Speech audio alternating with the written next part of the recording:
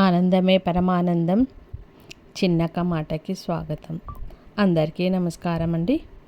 ఈరోజు అరటికాయ బజ్జీలను ఇలా అరటికాయని తీసుకొని అరటికాయ పైన తొక్కుని ఈ విధంగా సన్నగా తీసుకోవాలి. తీసిన తర్వాత అవి చిన్న చిన్న పీసెస్గా కట్ చేసుకోవాలి. కట్ చేసుకున్న తర్వాత 50 గ్రామ్స్ శనగపిండి తీసుకొని అందులో 1 టీ స్పూన్ కారము, 1 టీ స్పూన్ సాల్ట్, జీలకర్ర, హాఫ్ టీ స్పూన్ అల్లం వెల్లిగడ్డ పేస్టు, హాఫ్ టీ స్పూన్ వాము, హాఫ్ టీ స్పూన్ మిరియాల పొడి వేసుకొని ఈ విధంగా కలుపుకోవాలి. కలుపుకున్న తర్వాత వాటర్ని యాడ్ చేస్తూ ఈ విధంగా గట్టిగా కలుపుకుంటూ ఆ పిండిని లూజ్గా చేయాలి. కొద్దిగా వాటర్ని వేసుకుంటూ ఈ విధంగా కలుపుకుంటూ లూజ్గా చేయాలి.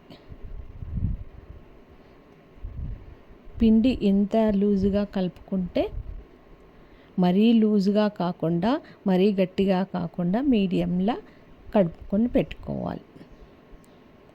చివరికి మిరియాల పొడి వేసుకొని స్టవ్ వెలిగించుకొని కడాయి పెట్టుకొని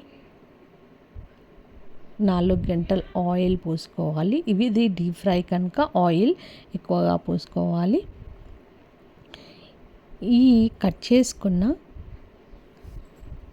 అరటికాయలను ఈ విధంగా ఈ పిండిలో అద్దుతూ ఆయిల్లో వేసుకోవాలి. ఇలా ఆయిల్లో వేసుకొని డీప్ ఫ్రై చేసుకోవాలి.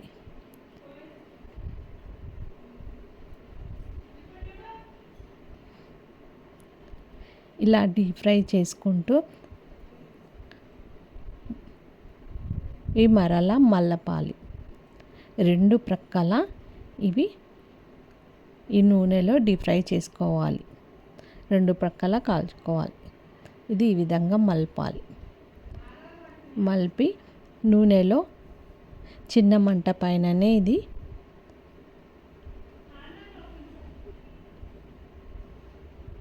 ఈ అరటికాయ బజ్జీలను ఈ విధంగా నూనెలో వేయించుకోవాలి.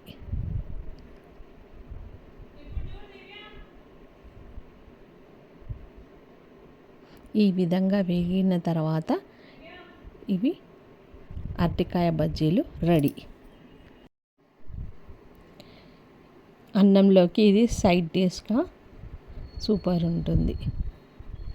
టేస్ట్ చాలా బాగుంటుంది. ఈ అరటికాయ బజ్జీల రెడీ.